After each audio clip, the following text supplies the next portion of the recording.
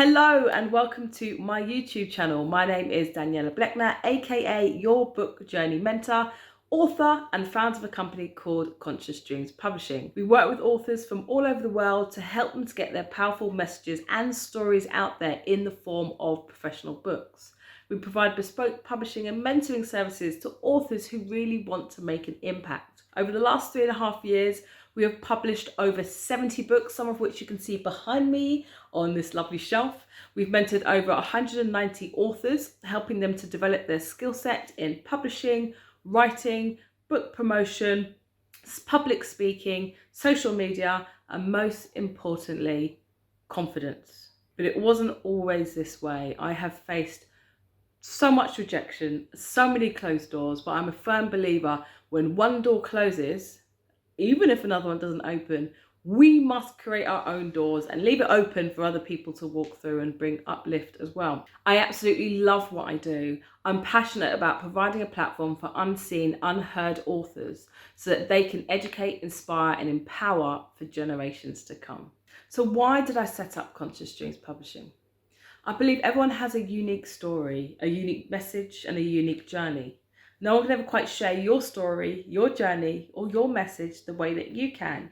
Your story, your journey, your message can be the very one needed to connect to that one person who needs to hear it the most. The late, great Dr. Maya Angelou said, "There is no greater agony than bearing an untold story inside." How many of you watching right now are bearing an untold story inside? If you've ever thought of writing and publishing a book, now is the time to get it written. Now is the time to release it. According to statistics, 84% of people want to publish a book. Out of 84% of people, only 5% go on to fulfill their dreams. That's 79% of stories lost, 79% of books gone unread, and 79% of voices silenced. Now is the time to get that book written and published. So I'm going to share with you a little bit about my story, my first book, and how I came to set up Conscious Dreams Publishing. So when I was young, I always wanted to be a vet. I loved animals. That was what I wanted to do.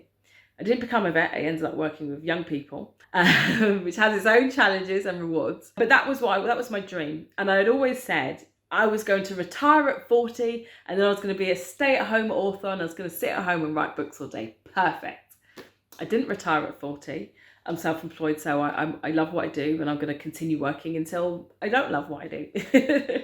But when you're young, you've got this sort of purity and you've got this innocence about you. When you're asked what you want to do, there's no limitations because you haven't been taught that.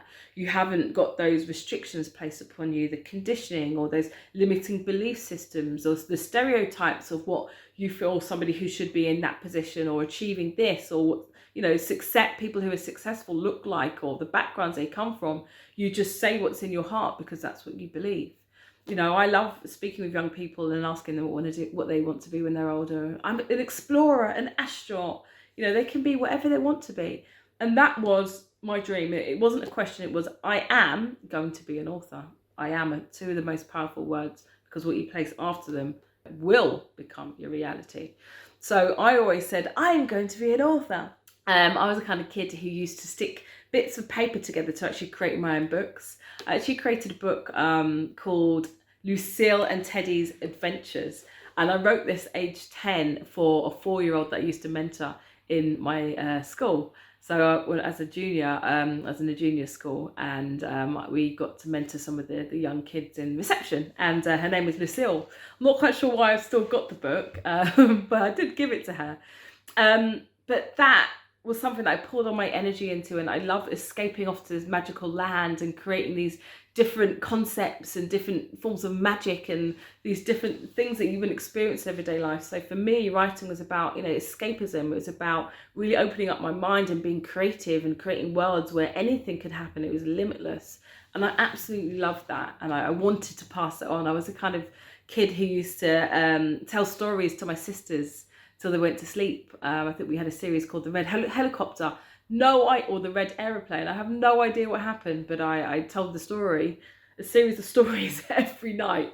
Loved it, absolutely loved it. It's my passion. I love writing and I love reading. The book that I first published was called Mr. Wrong, which I know is very different to young adults, fantasy, magicking yourself off to magical lands to writing about relationships.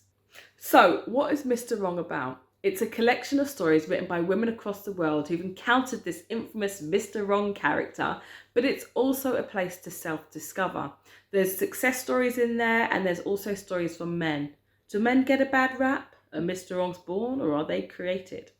So it's a tongue-in-cheek title designed that way because it provokes much debate, and it really was about looking at our journeys and providing a place where we could share our stories, in a space where we could laugh but also cry and also empathize with our journeys and our stories without shame or guilt or fear or judgment, and actually look at what we can learn from our dating history. So you have different stories in there, ranging from humorous dating disaster stories to actually more poignant stories of overcoming abusive relationships. And each chapter looks at, it has self-reflection exercises in there, affirmations, quizzes, things that you can do so you can actually start to look at self. Because I'm a real believer that, and again, this book isn't about berating men at all, far from it, because without reading it all, without ruining it all for you, the concept of Mr. Wrong or right actually doesn't really exist. It's about what we allow. A situation or a person could be wrong for you in that moment, but you've actually ultimately got to be the right person for yourself. If you are, in a sense, replacing Peter with Paul, you've got to look at what limiting belief systems that you've got going on within that are attracting those things, because our outer world is a reflection of our inner world. And so I really wrote this book because number one, I wanted to take away the shame. For example, how this book came about was I had 10 years ago, I had a series of dating disasters, and my friends used to say to me, Dan, how are you meeting these people? You've got to write a book. I said, okay. I tell you what, if I meet one more, I'll write a book. I met one more. So the book had to happen.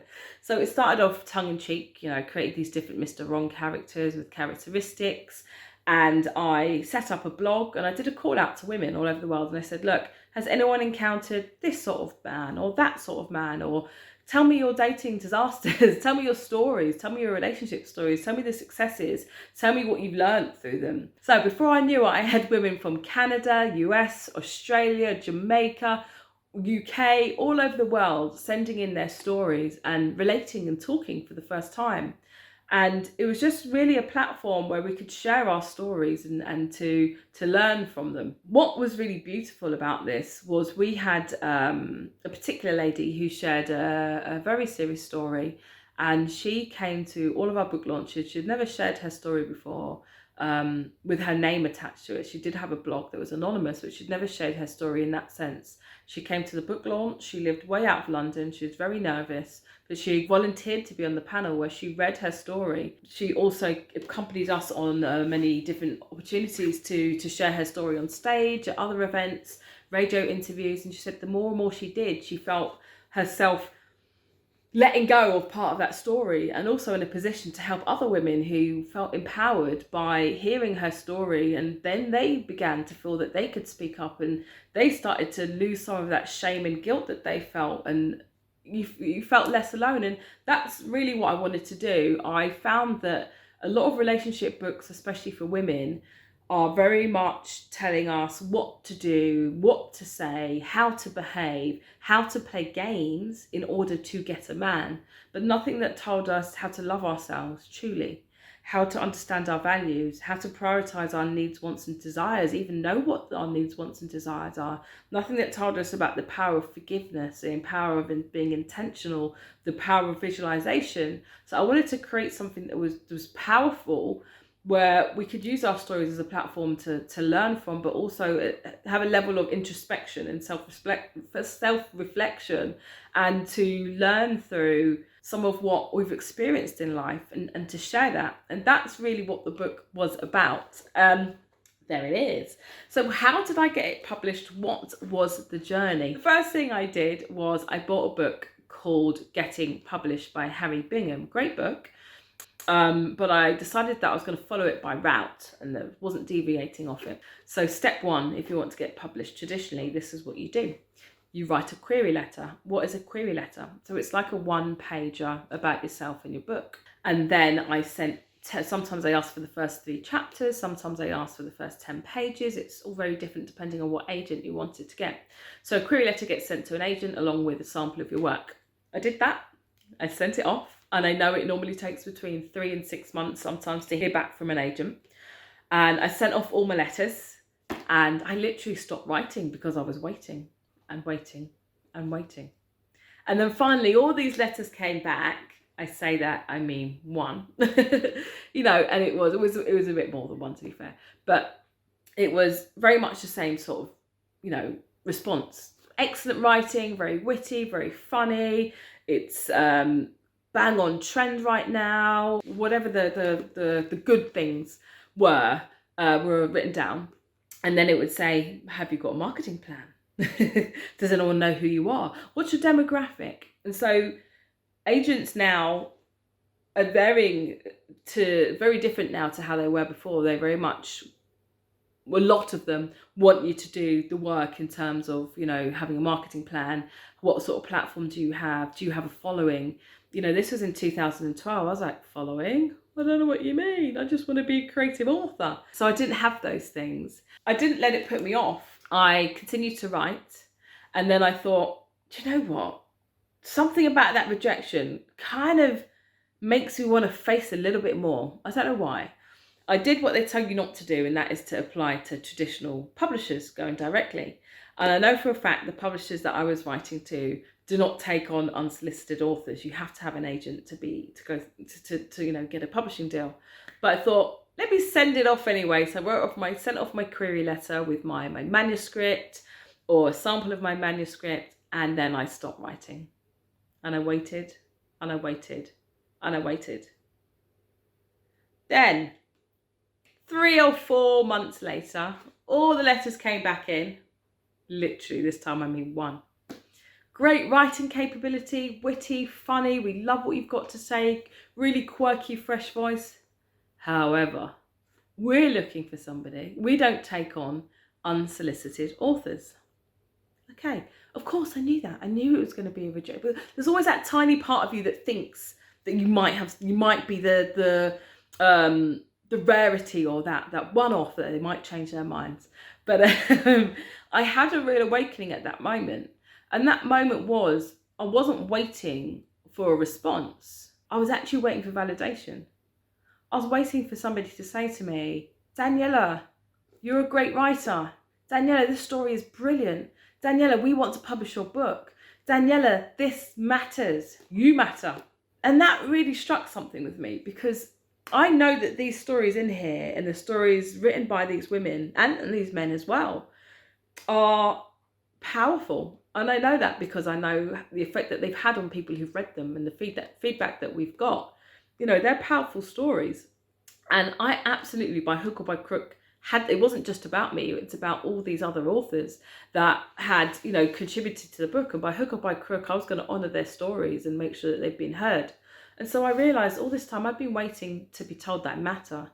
And if I know that these stories are of value, and I know that this book is of value, and that this book can have an impact on the target audience that I've set the book to be aimed at, then I need to get this published. So what I did, as I went into proper research mode. When I get into research, I do my research deeply. So I researched setting up a publishing company, ISBNs, all the information that I'm going to be churning out over the next few months on this YouTube channel. I taught myself this, and I set up Conscious Dreams Publishing so that I could publish this book. So I published this book myself under Conscious Dreams Publishing, and it did really well. It actually got onto the bestseller list, beating Steve Harvey's Think Like a Man, Act Like a Lady and The Joy of Sex. Now, I'm going to be talking to you about the whole Amazon bestseller thing in some other videos later, further on down the line.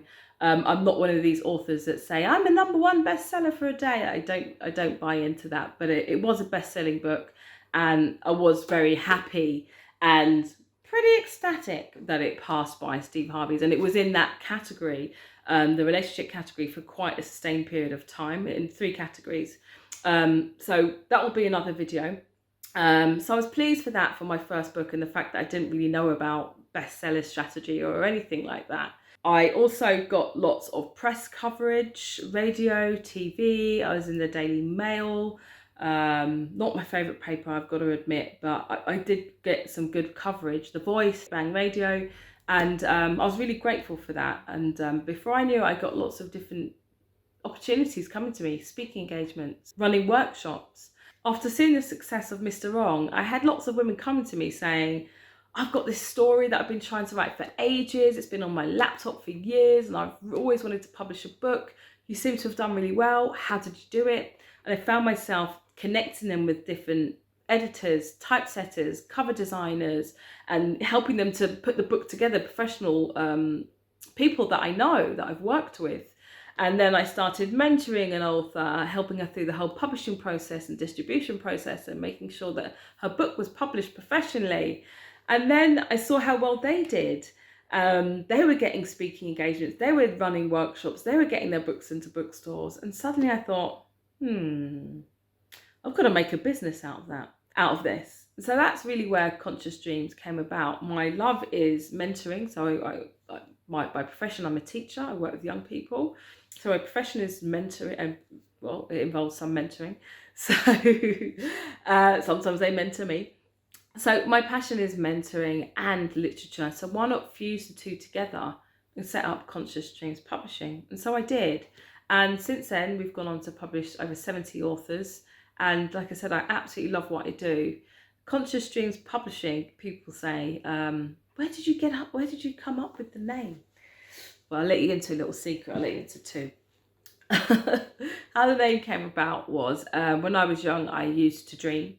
I never really used to have nightmares, but when I did, I remember having a sort of narration, and I knew it was my conscious mind telling me, literally interrupting the dream. So imagine I'd be being chased, and then my conscious mind would stop the dream, press the pause button on the dream and say, right, remember, this is a dream. You can change the outcome. You are in control.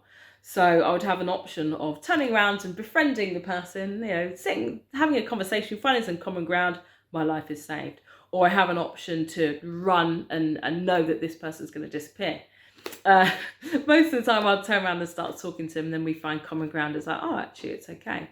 But I realised later that this is actually called lucid dreaming or conscious dreaming, where you're awake in a dream, your consciousness is awake in a dream, and you can control the outcome of the dream.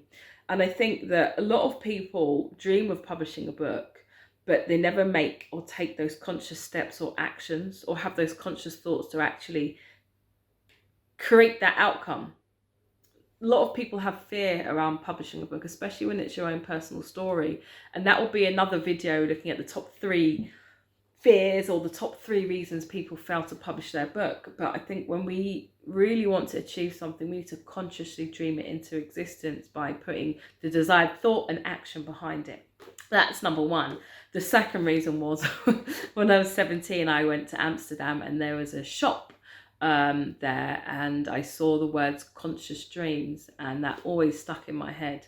So I don't want to say we're named after a mushroom shop, but it always stuck vividly in my mind, and it just had to be Conscious Dreams Publishing. So that is my story and the story of Conscious Dreams Publishing. I hope that you've been inspired and you feel empowered to pick up that pen or sit at that computer or set up whatever it is that you want to set up, whatever that dream is that you have, to really just go for it. Because if you really want to be an author, you really don't want to be part of that 79% of people who never achieve their dream. Les Brown says the richest place is in the graveyard. It's full of inventions that were never invented, businesses that were never set up, stories that have never been written, and books that have never been read. So please, if you can take anything today, look at the amount of rejections that I've faced. Look at the amount of closed doors that I've faced. You can find a way. So if you would like guidance and clarity and direction in terms of your book, then click the link below because I'm offering a free 30-minute consultation. It doesn't matter whether you just have an idea, whether you're halfway through, or maybe you've finished and you're not quite sure where to turn. Take that action today and let's get you started on your book journey.